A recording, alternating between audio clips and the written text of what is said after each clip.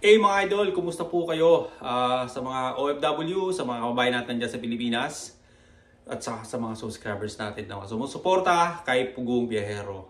Ayan mga idol, ito nga yung video na pinapanood ko bago po ako pumasok sa trabaho. Ito po nga po, papanoorin ko muna. Ito po yung tungkol doon sa mga sponsor na nagpadala ng package. So, isa na po dito si Ma'am Beth. So, yun nga mga idol, panoorin natin tong video na to. Ito yung sinabi ni Paul doon sa video na ipamimigay na lang po yung package ni Ma'am Beth. Ayan. Ayan mga idol, panoorin po natin. So yun, magandang umaga po sa inyong lahat mga kababayan. At nandito kami ngayon sa isang sitio na aming pinuntahan. Medyo malaki itong sitio na ito. At meron kami mga dalang package. At naglaan po ulit kami ng oras, araw, para maipamahagi natin ang package ng ating mga kababayan. Dahil dumadami po ulit yung mga nagpapadala, kaya naglalaan po kami ulit ng oras. At pasensya na po kayo kung hindi agad namin na ipamimigay ito, lalo-lalo na po sa ating mga sponsor, pasensya na po. At naglalaan kami ng panahon at sobrang busy lamang po ng PP team. At sa katunayan, ako po ay umalis ng Davao noong March 21. Ngayon ay bumalik ulit ako ngayong March 24 at mamayang gabi balik ulit ako ng Manila. So ang pagpunta ko dito ay sinadya ko lang ulit dahil mag-Holy Week ay maglalaan naman ako ng oras ulit para makapagpahinga. Pero babalik din ulit ako mamayang gabi. Ito po ay dahil pinuntahan ko nga lang po si Erna, yung estudyante na ating nakilala, para maibigay ko na rin po yung surprise para sa kanya. But aside po doon, ay dala-dala ko rin po ngayon ang package na galing naman po ito sa nagpadala. At ito po yung package ni Ma'am Beth.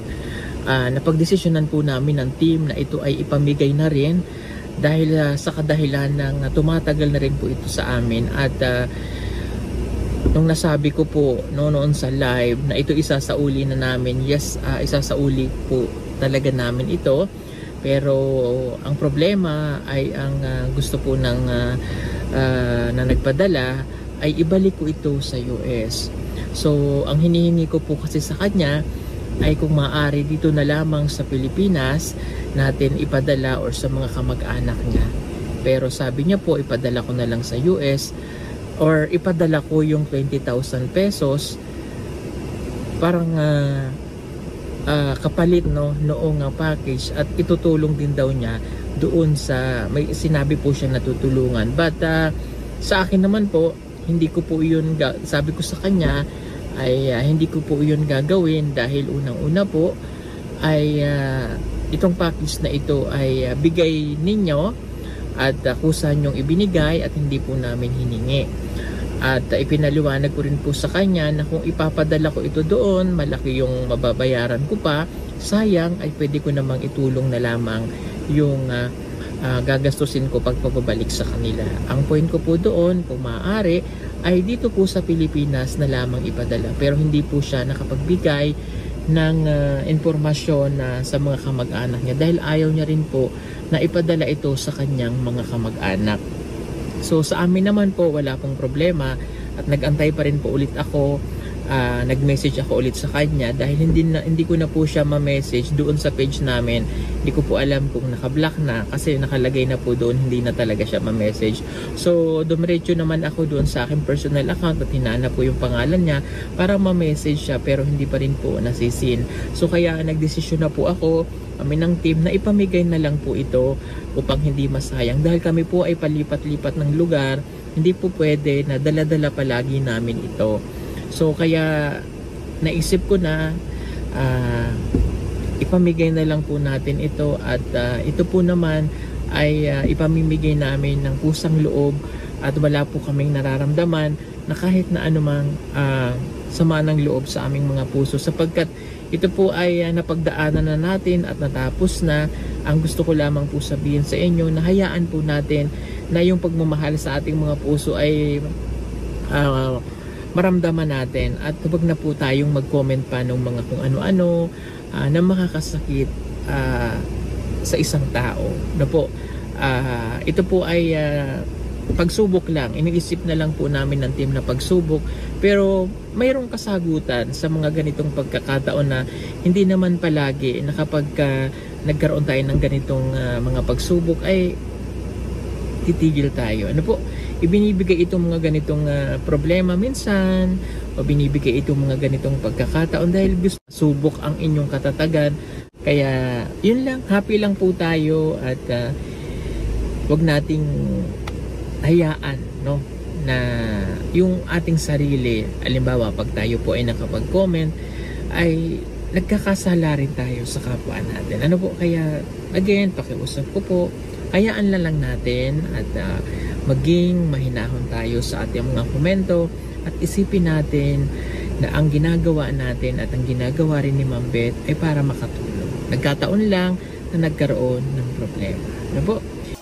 Okay, so ito po yung mga nagpadala ng package. Ano po, unahin ko lang po yung kay Ma'am Beth. Ito, pakita lang natin. Ito po ay yung intact na dumating sa amin at ito po ay buong buo. Wala po kami ditong kinuha. So ayan nga mga idol, inuna yung box ni Ma'am Beth na ipamigay. So wala po itong labis, walang kulang. Ayan. So doon po ay nagpapasalamat po tayo sa Pugong Biyahero, kay Paul, sa buong PB team, at saka po kay Ma'am Beth. So humingi din po ako ng pasensya kay Ma'am Beth. Ma'am Beth, pasensya po doon sa mga nasabi natin sa mga nakaraan. So nakamove na tayo lahat. Yun nga sabi ni Paul, magmahalan na lang tayo sa mga comment po natin. Huwag na po tayo mag-comment ng mga iba pang masasakit na salita sa ating kapwa. Ayan mga idol. Hanggang doon lang po ang aking video. Shout out po sa inyong lahat, sa mga nanonood. Maraming salamat po. At yun nga, keep supporting Pugong Biyahero. Alam ko naman po na kayo po ay laging nandiyan para kay Paul. At ganoon din po ako mga idol. So nakasuporta tayo. Ito nga, yung box na pinadala ko, nandun na, nasend ko na yung isa. So ngayon naman mga idol, nagpiprepare na naman po ako ng panibagong box o pangalawang box para makapag-send ulit tayo mga idol ng panibago. Kasi yung box po dito mga idol sa Canada is yung pinakamalaki ay hindi naman talaga kalakihan. Ayan, yun po yung pinaka big size nila na yun nga large pero konti lang po lang nalalagay. Hindi katulad po nung doon ako sa Taiwan ay talagang may jumbo box na marami kang mailalagay. Kahit isang barangay ay pwedeng.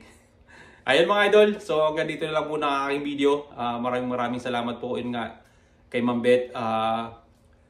Maraming salamat sa iyo Ma'am Beth at sa lahat ng sponsor or sa lahat ng tumutulong sa mga katutubong higit na kailangan sa Pilipinas mga idol. Ayan po, hanggang dito na lang po na aking video mga idol. Sa sunod naman ulit tayo magkita-kita kasi ito papasok na naman sa trabaho mga idol. Lunes, bakbakan na naman to. Busy na naman tayo mga idol. Ayan, mga idol, dito na muna po ako at shout out po sa inyong lahat. Ayan, hindi ko man kayo ay nandito po kayo sa aking puso. Mag-comment lang po kayo at akin naman po binabasa. So yun nga lang po ay busy tayo, hindi natin ma-replyan lahat. Ayan. So hanggang dito na muna mga idol. Putulin na muna natin. Ayan, habang nanonood tayo dito sa video ni Paul. Ayan. Maraming salamat po at God bless you all. Ingat po kayo lagi mga idol.